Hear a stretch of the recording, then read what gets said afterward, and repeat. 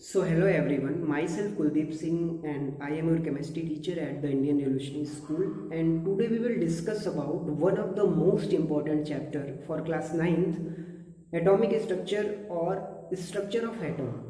And I want to say that before starting this video, some important contents like a Dalton postulate, what is the difference between atom and elements, already discussed in a previous lecture, previous videos, which name is language of chemistry. So before watching this video, you have to watch the language of chemistry, क्योंकि language of chemistry वाला video देखने के बाद आपका concept और भी clear हो जाएगा। मैं ये नहीं कहता कि ये वीडियो अगर जो आप देखोगे तो आपको समझ में नहीं आएगा, पर इसको भी देखो और वो वीडियोस भी आप लोगों देख लेना, तो जिससे आपका पूरा कॉन्सेप्ट क्लियरिफाई हो जाएगा। ठीक है, तो हम स्टार्ट करते हैं एटॉमिक स्ट्रक्चर को स्टार्ट करने से पहले मैं एटम के बारे में एक बार फिर से आपको बता दूं कि एटम जो वर्ड है वो एटॉमस से मिलके बना हुआ है, जिसका मतलब होता है कांट बी फर्दर डिवाइडेड। ठीक है, तो जो एटम है जिससे पूरा यूनिवर्स, पूरा मटेरियल्स जो बना हुआ है, उसको हम फर्दर डिवाइड नहीं कर सकते। We can't further divided. ये पहले का मिथ था, किसके द्वारा बताया गया था? ये डाल्टन के द्वारा। और डाल्टन के पोस्टुलेट क्या होते हैं प्रीवियस वीडियो में, प्रीवियस लेक्चर में देख लो। ठीक है, तो डाल्टन ने बताया कि atom is a type of substance, type of constituent which are found in every materials and it can't be further divided, so it is a fundamental unit of any materials. ठीक है, तो इन्होंने बताया कि जो एटम होता है वो क्या होता है, फंडामेंटल यूनिट होता है, चाहे वो लिविंग थिंग्स हो चाहे नॉन लिविंग थिंग्स हो, मतलब कि हर एक मटेरियल्स का। ठीक है, हर एक मटेरियल्स का अगर जो ये फंडामेंटल यूनिट होता है तो मतलब कि हर एक मटेरियल्स में ये एटम होगा। ये बात थी, बहुत पहले की बात थी, जो जब शुरू में इसकी डिस्कवरी नहीं कह सकते, जो थ्योरी है एटॉमिक थ्योरी डाल्टन की, उसकी बात थी। बट बाद में बहुत सारे एक्सपेरिमेंट हुए जो पूरी तरह से प्रूफ कर दिया। इनकी तो थ्योरी थी, एटॉमिक थ्योरी डाल्टन की, जो बस केवल बताती थी, बस केवल जो है हाइपोथेसिस थी, बस केवल बात रखती थी कि ऐसा होगा। बट ऐसे बहुत सारे इंपॉर्टेंट एक्सपेरिमेंट हुए जिसने ये साबित कर दिया कि atom can be further divided, atom को हम फर्दर डिवाइड कर सकते हैं, और डिवाइड किया भी गया। आपको बहुत दिन से पता होगा, बहुत पहले से ही पता होगा कि एटम 3 टाइप के पार्टिकल से मिलके बना होता है, जिसको हम बोलते हैं इलेक्ट्रॉन, प्रोटॉन एंड न्यूट्रॉन। तो ये सारे एक्सपेरिमेंट कैसे हुए? ठीक है, इलेक्ट्रॉन और प्रोटॉन और न्यूट्रॉन की खोज कैसे हुई, किस तरह से इलेक्ट्रॉन, प्रोटॉन, न्यूट्रॉन एक एटम में रहता है, ठीक है, कितने चार्जेस होते हैं एक के पास, कौन न्यूट्रल होता है, इन सारी चीजों के बारे में हम स्टडी करेंगे इस चैप्टर में। ठीक है, तो यहाँ पे हम लोग देख लेते हैं एक बार, जैसे एटम आपका कांट बी फर्दर डिवाइडेड, ये पहले की हाइपोथेसिस थी, अब खत्म हो गई। तो एटम को जब देखा गया, ठीक है, तो वो 3 तरह के पार्टिकल से मिलकर बना हुआ था, जिसको हम बोलते हैं इलेक्ट्रॉन, प्रोटॉन एंड न्यूट्रॉन। ठीक है, इलेक्ट्रॉन, प्रोटॉन एंड न्यूट्रॉन। ठीक है, अब इलेक्ट्रॉन, प्रोटॉन और न्यूट्रॉन पता कैसे चला? कैसे पता चला कि इलेक्ट्रॉन, प्रोटॉन और न्यूट्रॉन एटम के अंदर होते हैं? उसी चीज को हम समझने की कोशिश करेंगे। तो बेटा इसके पीछे एक बहुत बढ़िया, बहुत ही लॉजिकल स्टोरी है। ठीक है, एक अच्छी खासी स्टोरी है। ये वीडियो लंबा तो जाएगा, ठीक है, लेकिन आपके सारे कंटेंट जो क्लियर होते जाएंगे। मैं बहुत बार स्कूल में भी इन सभी चीज़ों के बारे में डिस्क्राइब किया हुआ है, लेकिन इस यहाँ पे ये चीज़ें फिर से डिस्क्राइब होंगी। अगर जिसको नहीं पसंद आ रहा है तो वो आप मत देखो, अगर जो कंसेप्ट आपका क्लियर है, लेकिन ये स्टोरी फिर से एक बार डिस्क्राइब यहाँ पे होगी। तो स्टोरी क्या है? बेसिकली स्टोरी ये है कि एक साइंटिस्ट थे जिनका नाम था बेंजामिन फ्रैंकलिन। ठीक है, जिनका नाम था बेंजामिन फ्रैंकलिन जो है अमेरिका के साइंटिस्ट थे, और वो एक बहुत ही लॉजिकल टाइप के जो हैं साइंटिस्ट थे, जो कि हमेशा बात करते थे एक्सपेरिमेंट के बेस पे। उसी समय अमेरिका की बात है ये, अमेरिका में पृष्ठ लोगों का बहुत बड़ा हुजूम था, बहुत बड़ा ग्रुप था, जो बताते थे कि ये जो शक्ति है, जो ये आपकी लाइटनिंग हो रही है, जो थंडर है, इस थंडर स्टॉर्म है, जो ये बारिशें हो रही हैं, वो सारे के सारे जो है गॉड का जो है, गॉड की वजह से ये हो रही हैं सारी चीजें, जो भी चीजें हो रही हैं, ये एक टाइप का जो है दैवीय शक्ति है, डिवाइन पावर। ठीक है, तो बेंजामिन फ्रैंकलिन साइंटिस्ट वाले थे, साइंटिस्ट का दिमाग था उनके पास, वे बहुत लॉजिकली चीज़ों को समझते थे। कहते थे, प्रिस्ट कहते थे कि बहुत बड़ी, जब आप लोग जो है धरती पे जैसे जैसे तबाही, जैसे जैसे पाप बढ़ता जाता है, उसी तरह भगवान जो है पूरी तरह से अपनी शक्ति से सारी चीज़ों को नाश करता जाता है। तो जैसा जैसा पाप बढ़ेगा उसे वैसे वैसे ये सारी चीज़ें होंगी, जैसे थंडर वगैरह होना या फिर आंधी वगैरह का आना, ये सब चीज़ें। बेंजामिन फ्रैंकलिन बहुत लॉजिकली उस चीज़ों को देख रहे थे। उसी समय की बात है, फैराडे ने एक डिस्कवरी करी थी, एक खोज करी थी इलेक्ट्रिसिटी। उन्होंने ये बताया था कि पॉजिटिव और नेगेटिव चार्ज को अगर जो हम मिला दें तो वहाँ पे एक लाइट जनरेट होती है। ठीक है, एक लाइट जनरेट होती है पॉजिटिव और नेगेटिव चार्ज को मिलाने से, इलेक्ट्रिसिटी जनरेट होती है। ठीक है, अब जब ये प्रिस्ट बोलते थे कि ये जो बिजली का कड़कना है, बिजली का चमकना है, it's not a physical phenomena, it's a type of divine power, ये डिवाइन पावर है, तो इस चीज को मानते नहीं थे।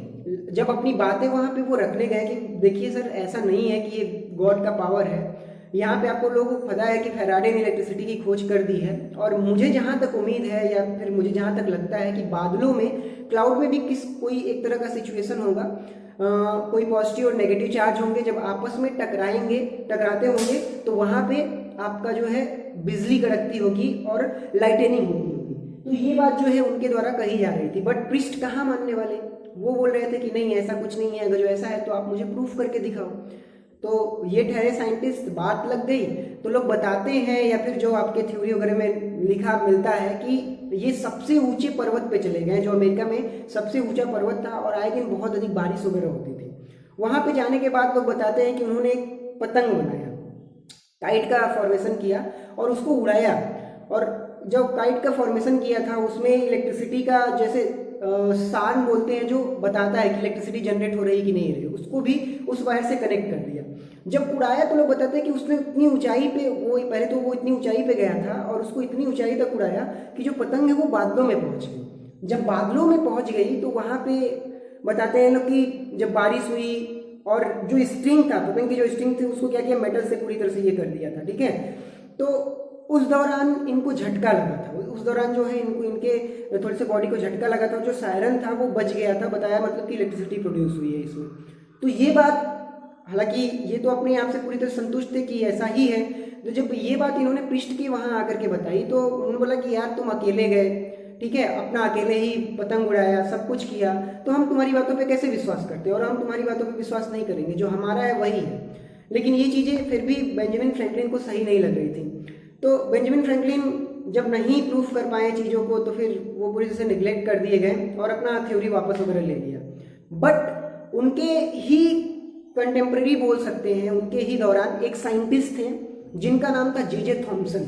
जे.जे. थॉमसन, ये बहुत बड़ा नाम है बेटा, एटम की डिस्कवरी में इनका जो है बहुत बड़ा हाथ है जे.जे. थॉमसन का।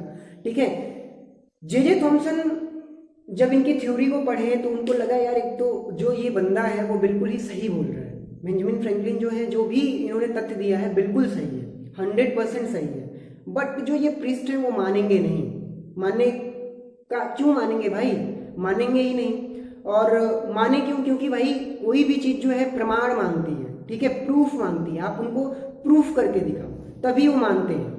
ठीक है, तो कहीं ना कहीं जो है भारी पड़ रहे थे प्रीस्ट इन लोगों पे। तो जे थॉमसन ने बोला कि यार इन लोगों को कैसे बताया जाए, कैसे समझाया जाए, अगर जो प्रूफ करना है तो मैं प्रूफ करूंगा लैब में, बट कैसे हो। तो उन्होंने बोला कि उन्होंने समझा, अपने आप ही में समझा कि अगर एक काम करें, क्लाउड जैसा इन्वायरमेंट, जो बादल है ना, बादल ऊपर, क्लाउड जैसा इन्वायरमेंट अगर हम लैब में क्रिएट कर दें, लैब में किसी तरह से क्रिएट कर दें और वहां पे हम इलेक्ट्रिसिटी को प्रोड्यूस करें, पॉजिटिव नेगेटिव चार्ज को लाएं, तो पक्का है, 100% है कि ये लोग बात को मान जाएंगे। तो उन्होंने इसमें काम करना शुरू किया और पूरी तरह से दिन रात उसी में जुट गए कि क्या कैसे करें कि जो है पृष्ठ के बातों को नकारा जा सके, जो भी ये लोग ठगी हुई कर रहे हैं, क्योंकि जानते ही हो कि आज के बाबा लोग कितने बढ़िया होते हैं। ठीक है, बताते हैं अपने शास्त्रों से बताते हैं, उसके बाद फिर उतने ही जो है मनी वगैरह पैसे वगैरह ले लेते, तो उनका भी काम वही था। ठीक है, तो वो इस बात पे काम करने लगे, बहुत बढ़िया से सोचने लगे। तो उन्होंने सोचा कि कैसे हम उस इन्वायरमेंट को क्रिएट करें जो क्लाउड है अपने लैब में। तो सबसे पहले उन्होंने सोचा कि यार ये बहुत पहले से मैंने सुना है कि जैसे जैसे आप पृथ्वी से ऊपर बढ़ते जाते हो तो क्या होता है, प्रेशर डिक्रीज होता जाता है। क्या होता है, प्रेशर डिक्रीज किया करता जाता है। तो हो सकता है कि जो बादल होगा वहां पे बिल्कुल प्रेशर कम होता है कि नहीं होता, बिल्कुल होता है। फिर उसके बाद उन्होंने सुना था कि यार वहां पे लोग बताते हैं कि बस केवल हीलियम या हाइड्रोजन जैसी हल्की गैसेज होती हैं, हीलियम और हाइड्रोजन जैसी हल्की गैसेज होती हैं। तो हीलियम तो यहाँ पे भी अवेलेबल है। तो एक काम करता हूँ, पहले तो मैं एक इस तरह का सिस्टम बनाता हूँ जिसमें प्रेशर बिल्कुल ही कम हो। ठीक है, बिल्कुल कम प्रेशर हो, और उसमें मैं हीलियम और हाइड्रोजन गैस भर देता हूँ, तो बिल्कुल उसी के तरह का एनवायरनमेंट क्रिएट हो जाएगा, बादलों की तरह। तो यू कैन से दैट कि उन्होंने लैब में बादल का फॉर्मेशन किया, लैब में क्लाउड का फॉर्मेशन किया, उसके बाद एक्सपेरिमेंट करना शुरू किया। उन्होंने क्या किया, एक ट्यूब लिया जिसको बोलते हैं कैथोड रे ट्यूब। एक ट्यूब लिया इन्होंने, वो ट्यूब इस तरह का ट्यूब था कुछ। ठीक है, ट्यूब लिया और ट्यूब में नीचे एक सक्शन पंप का काम क्या होता है बेटा, प्रेशर को डिक्रीज करना। किसी भी सिस्टम के प्रेशर को क्या करता है, वो डिक्रीज कर देता है। तो उन्होंने एक ट्यूब लिया और क्या किया, प्रेशर को डिक्रीज करने के लिए सक्शन पंप लगा दिया। अब इसमें का जो प्रेशर है, इस वाले इसमें जो आप ट्यूब लिया है उन्होंने, उसका जो प्रेशर था वो बहुत ही कम था, 0.0001 mm का प्रेशर था, बहुत ही कम प्रेशर था। ठीक है, प्रेशर को कम कर दिया। उसके बाद उन्होंने क्या किया, भाई बादल में और क्या होता है, हीलियम या हाइड्रोजन गैस होती है, तो उन्होंने हीलियम को ले लिया। ठीक है, उन्होंने क्या किया, हीलियम गैस को भर दिया। हीलियम गैस को पूरी तरह से पूरे टेस्ट ट्यूब में, पूरे कैथोड रे ट्यूब में भर दिया। अब किसकी जरूरत है बताने के कि भाई लाइट कैसे प्रोड्यूस होगी, तो लाइट कैसे जनरेट होगी भाई, पॉजिटिव और नेगेटिव टर्मिनल से। तो उन्होंने क्या किया, उसी ट्यूब में जो है एक नेगेटिव टर्मिनल और एक पॉजिटिव टर्मिनल को ऐड कर दिया। और आपको पता है कि जो आपका नेगेटिव टर्मिनल होता है उसको हम बोलते हैं कैथोड, और जो पॉजिटिव टर्मिनल होता है उसको बोलते हैं हम एनोड। तो यहाँ पे आपका नेगेटिव टर्मिनल और यहाँ पे आपका पॉजिटिव टर्मिनल। ठीक है, इसका नाम क्या है, कैथोड, और इसका नाम क्या है, एनोड। जोड़ दिया। अब किसकी जरूरत है भाई, वोल्टेज की जरूरत है। तो उन्होंने बहुत ज्यादा वोल्टेज दिया। क्यों, क्योंकि भाई जो बिजली की गड़गड़ाहट होती है तो बहुत खतरनाक वोल्टेज वहां पे दिया जाता है, तभी गड़गड़ाहट होती है। तो इन्होंने 10,000 वोल्टेज, बहुत खतरनाक ये एक्सपेरिमेंट था, तो जान जाने की भी खतरा थी, लेकिन उन्होंने खतरे मोल लिए। ठीक है, 10,000 वोल्टेज, 10,000 वोल्ट की जब करंट दी तो बिल्कुल एग्जैक्टली आप सोच सकते हो, एकदम बिल्कुल उसी तरह का फिनोमिना हुआ जिस तरह से बादलों में होता है। Some creaking noise are liberated from the cathode ray tube. Creaking noise निकली जो कि बिल्कुल बिजलियों की तरह होती है, और ये पूरी जो ये आपका जो टेस्ट ट्यूब था पूरी तरह से जल गया। जैसे बिजली में जब चमकती है उस तरह से होती है, उसी तरह से ये टेस्ट ट्यूब, ये आपका कैथोड रे ट्यूब भी उसी तरह से जल गया। तो उन्होंने ये तो एक्सपेरिमेंट कर दिया, और जब ये एक्सपेरिमेंट कर दिया तो पृष्ठों को ला करके दिखाया कि भाई देखो मैंने यहाँ पे जो है पूरा जो भी बेंजामिन फ्रैंकलिन बोल रहे थे उन्हीं के तथ्यों को लेकर के मैंने यहाँ पे क्लाउड का फॉर्मेशन किया, और देखो वही सेम फिनोमिना हो रहा है जिस तरह से बादलों में होता है। अब पृष्ठ का मुंह वहां पे बंद, क्योंकि एक्सपेरिमेंट हो गया ना भाई। अब ये हो गया कि कोई दैवीय शक्ति वगैरह नहीं है, ये it's a type of physical phenomena.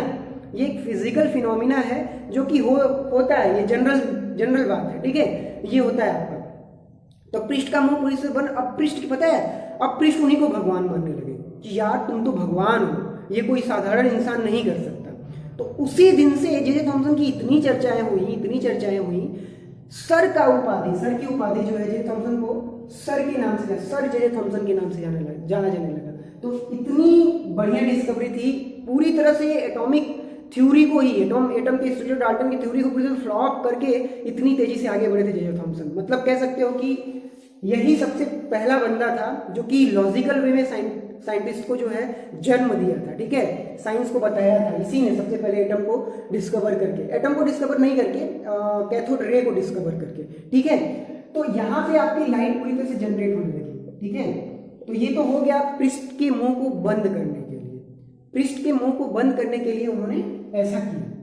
But वो ठहरे साइंटिस्ट, तो ऐसे रुकने वाले थोड़ी ना हो। अब उन्होंने बोला भाई यार मेरा काम तो हो गया, ये काम तो हो गया भाई, पृष्ठ अब जो है साइंटिस्ट को जो है वो चैलेंज नहीं करेंगे।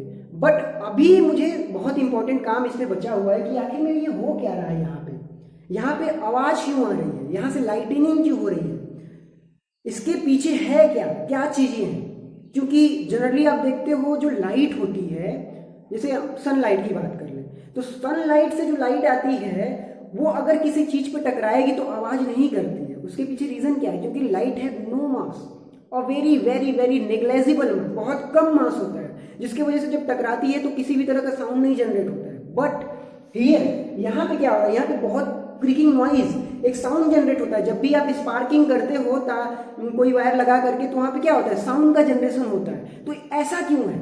लाइट जो आ रही है सन से, वहां पे साउंड का जनरेशन हो रहा है, ये भी तो लाइट ही है, लाइट की तरह बिहेव कर रहा है, लेकिन यहाँ पे क्या हो रहा है, यहाँ पे साउंड का जनरेशन हो रहा है। और साउंड का जनरेशन कब होगा? जब पार्टिकल्स आपस में टकराते हैं, जब पार्टिकल्स आपस में टकराएंगे तब तो साउंड का जनरेशन होगा।